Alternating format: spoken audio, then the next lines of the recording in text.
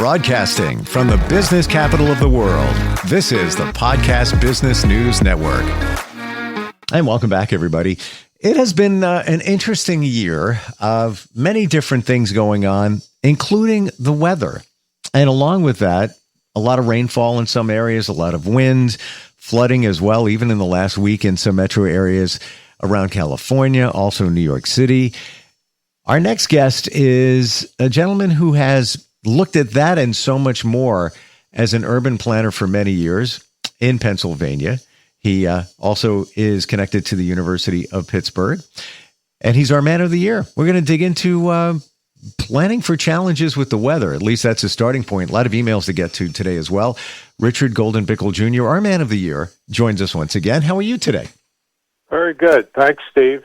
Yeah, it's great to have you back here. And I'm wondering, what depth or aspect does an urban planner have when it comes to things like the weather? And some things you can't plan for, but you always know you're going to have a lot of rain, and typically an issue surrounding that in a lot of the usual suspected areas.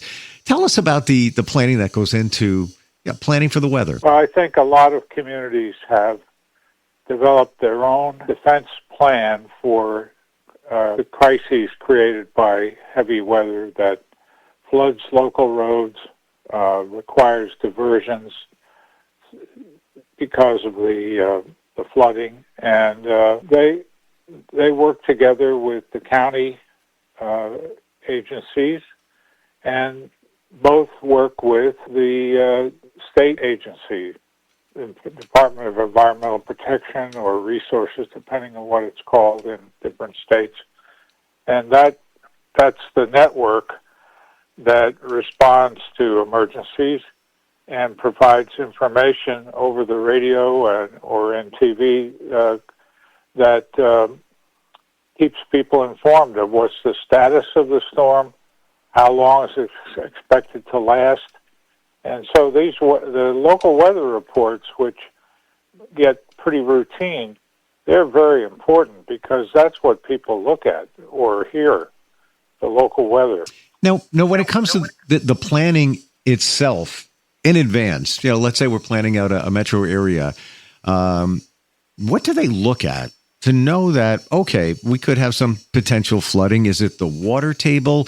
Obviously, proximity to large bodies of water is a consideration.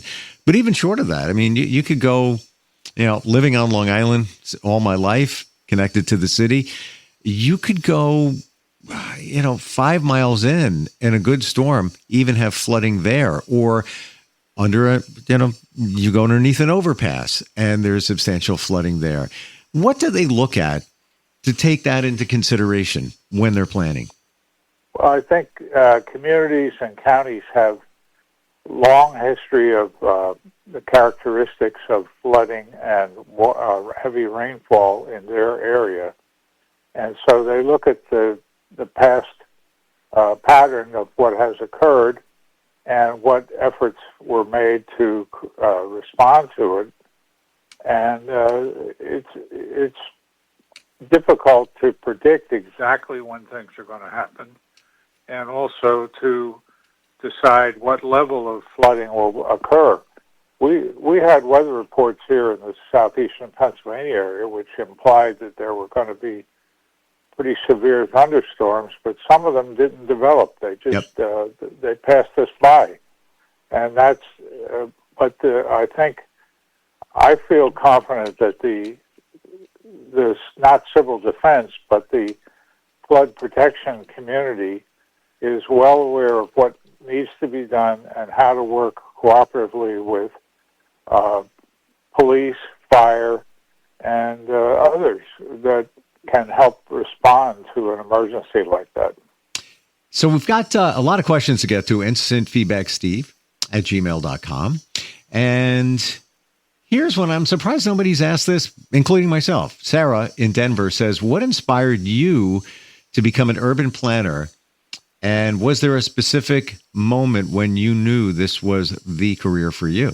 That's a great question. I started out at the University of Pittsburgh wanting to be a doctor, and I took organic chemistry and regular chemistry, and I decided I wasn't going to be a doctor because I didn't do well in those subjects. And I had also taken sociology, and that became my new major for the last year or so of school. And I took an urban geography course in the graduate program at Pitt.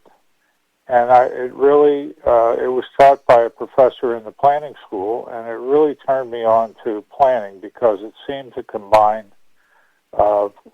facts and figures and practical solutions to help people or to guide communities into the future. And that's at the late date of my senior year of college, I made the decision to stay at Pitt, go to the Graduate School of Public and International Affairs, and get a master's degree in urban and regional planning. What was the moment that you knew this is it? This is what I should be doing? I think it was a combination of the urban geography course, the talking to the professor in the planning school, and talking to students who seemed to be really enjoying what they were learning and how it could help people in the future. I wanted to use my degree to help the maximum number of people, and planning, even though sometimes it's viewed as a very routine function, it gives you an opportunity to get involved in a variety of ways, whether it's environmental, transportation, land use, etc. It just seemed like a fascinating topic that I wanted to learn more about.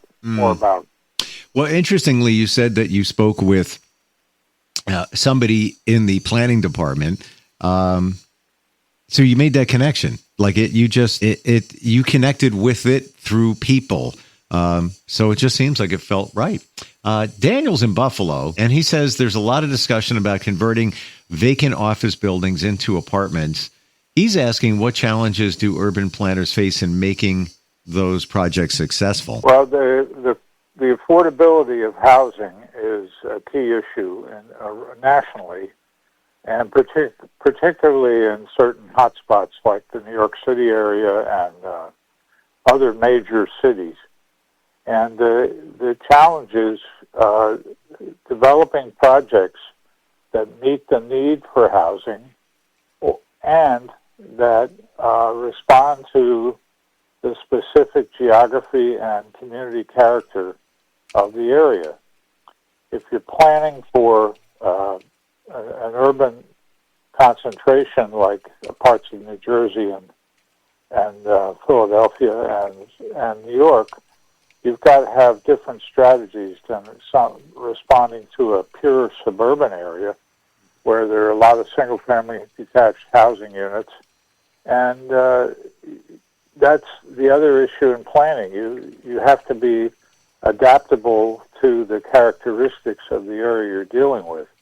And then you have to go to public meetings and talk to local officials and also local residents. Oftentimes, those local residents are concerned that planning solutions will end up threatening their lifestyle by adding higher density housing or new projects where right now there's nothing.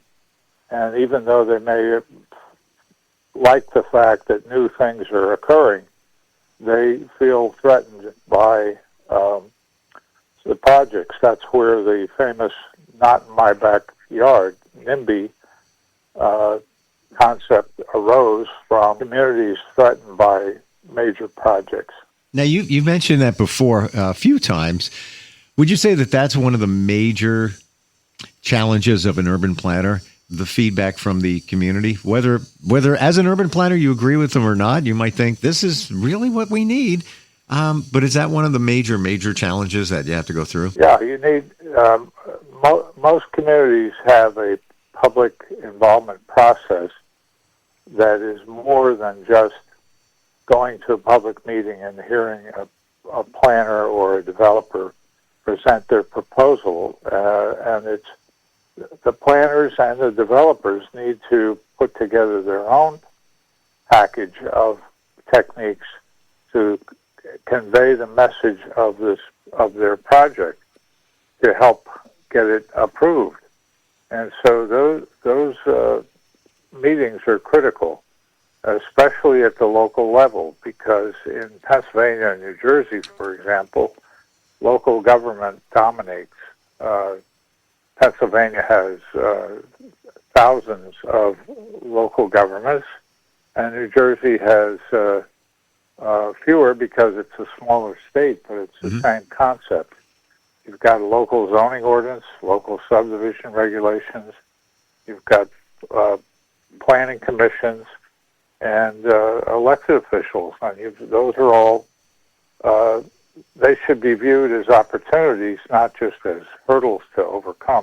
So I've got Michael in Tampa says, I appreciate your conversation, and I'm looking at career paths. If you were advising a student interested in urban planning today, which current issue, housing, climate, transportation, or technology, would you encourage them to specialize in, and why? Well, I think, as I mentioned, the housing issue is high on the agenda of politics and communities.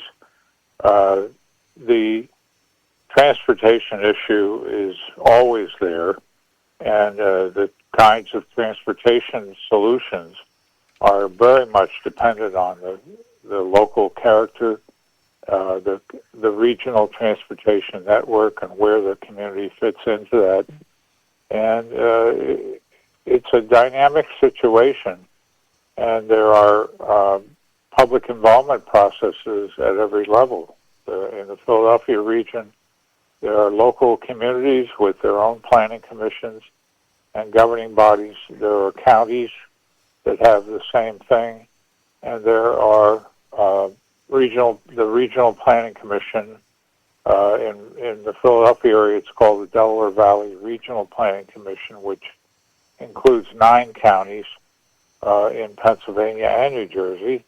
And they make critical decisions on things like transportation infrastructure because they're required by the federal funding process to maintain a long-range plan of 20 years and also to prepare a list of transportation projects, public transit and highways, etc., that will meet their defined needs for that 20-year period.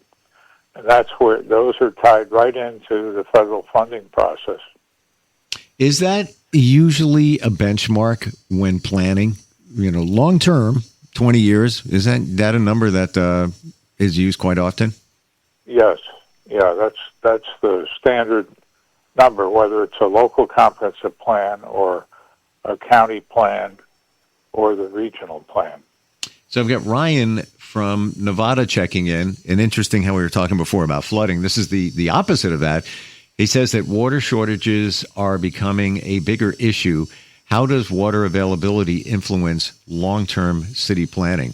Interesting question. I don't even know where we would go with that. It is an interesting one, and believe it or not, the Philadelphia region has been in a drought in spite of having some heavy rainfalls. Same thing in New York. Same thing. Yeah. And when the weather report comes on at night, they emphasize the dramatic flooding, but they also talk about the fact that we're still in a drought situation. And in the West and other parts of the country, that drought is a critical factor for planning because it affects how much water they're going to have and where they could have flash flooding if they have a heavy rainstorm, and how they respond to the natural environment. I've got a question now from Natalie in Houston, and she says, if someone wants to become an urban planner but doesn't have a planning degree, what other educational backgrounds can lead to a successful career? Traditionally, a lot of planners were civil engineers or students in engineering programs and decided to get more involved in non-technical subjects. And that was one route to get there. The other is planners are often involved in transportation agencies or public or private sector transportation studies, and that got them more involved in planning. I think planning has lots of roots, but the main function remains the same: to get information about the community, to take that information and tie it into the location of that community, and then to come up with strategies to deal with the different problems or issues that face the community or which could face the community over the 20-year planning horizon. Did you always have an affinity for architecture? Certainly that's part of the planning in terms of buildings, housing, and all of that. Back in the beginning and during your career, would you like to look at architecture? Like if you go to another city, you look at how their buildings are laid out? Yes. When I was starting out in planning, I went to various planning conferences, and I always made a point of going to see the city, not just sit in the hotel or the conference center and listen to speeches. I wanted to get to see the community and how its neighborhoods were set up and its transportation network, because that way you learn more about what's going on in that community. And the American Planning Association has an annual planning conference that they rotate among different cities, and that's important to attend, especially if you're a student, because they have a lower conference registration rate for students, and also it gets you in touch with what's going on in other parts of the country. If you just study Pennsylvania and New Jersey, you're missing a lot of issues that are confronting places like California and Washington State and the South and the Chicago area, places where a lot is happening, and it's similar to what we face in the Northeast, but it's got challenges that are much different. I'm not an urban planner, but I find it fascinating going to a different town. Let's say it's in your state, but maybe it's 2-3 hours away. You've never been there, just driving through, finding, looking at the architecture, looking at what's popular, where people like to go, how there's big shopping centers located next to just quiet rural areas. I find it fascinating. It's so interesting. Right. Yeah, and I, if I had it to do over again, I would definitely take an urban design course in school if that was available, because you have to have an appreciation for the characteristics and design in the community. Sure. Yeah, I would also take an infrastructure course, sewer and water, that would combine, and transportation, that would combine those critical aspects of planning. I have to imagine that with a lot of investment in older downtowns, that they're looking to revitalize neighborhoods. But how do you do that without displacing longtime residents and also harming the architecture, the feeling and the vibe that may have been going on for, 100 years? It's got to be a very delicate balance, right?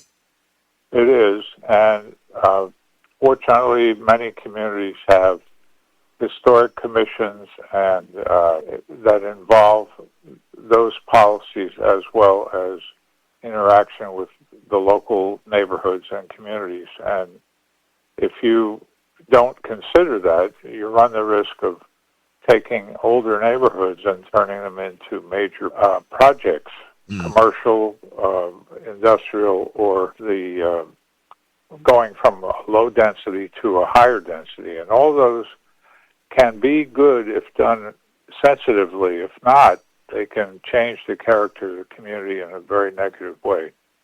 In the town that I grew up in, I just noticed a sign on a building and actually went close to it and read it.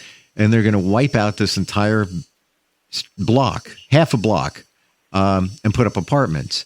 And if I saw that years ago, even if it was like 5-10 years ago, I feel threatened. I'd be like, what? They just put one up, a year or two ago across the street. But the area of this town, and it's just one section, has dilapidated so much in the last number of years.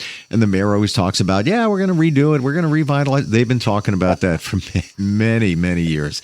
It's almost embarrassing that nothing has been done, and more businesses are gone. Like the entire street, the buildings are falling apart. So now I look at that and I'm like, bring it on. At least it'll revitalize the way the area looks.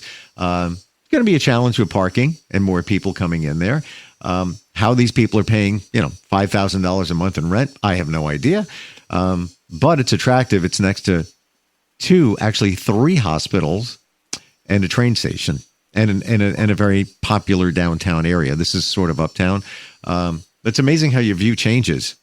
Well, that sounds like a perfect setting to have some infill housing, some infill projects that can blend in with the existing neighborhood and maybe change the character more positive if there are pockets of housing and commercial development that are not what the community wants. And that's the anchor that is needed to make some changes. It's change is hard. Change is challenging. Another shopping center a block the other way where I used to go as a kid and all of that, they just wiped it out. What are they putting in there? More apartments. There'll be some business. There's also going to be some apartments set aside for those with challenges, physical challenges, which is nice. But I look at that, and now I guess I embrace it because it's, it's better than buildings falling apart, and that's not feeding the economy. This will. I mean, there's people there. They're going to need a place to eat and a place to do things. Appreciate all your insight today, Richard. Really do. Some good questions, too. If anybody wants to ever reach out, instant feedback, steve@gmail.com. You can do that with a question about planning in your city, or even if you're looking, at urban planning as a career goal.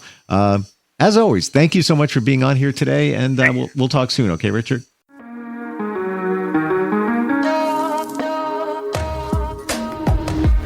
Broadcasting from the business capital of the world, this is the Podcast Business News Network.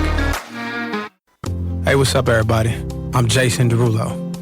I love that music connects to people all over the country. But unfortunately, so does something else. Childhood hunger. 15 million kids struggle with hunger right here in America. And yet, every year, billions of pounds of surplus food in the U.S. go to waste instead of going to the children in need. Feeding America is working to change this. The Feeding America nationwide network of food banks rescues this surplus of food to help provide meals to families in virtually every community in the United States, including yours. But they just can't do this alone. Join me in the fight against hunger in America. For more information on what you can do to get involved, visit feedingamerica.org. That's feedingamerica.org. Together we can solve hunger. Together, we're Feeding America. A message from Feeding America and the Ad Council.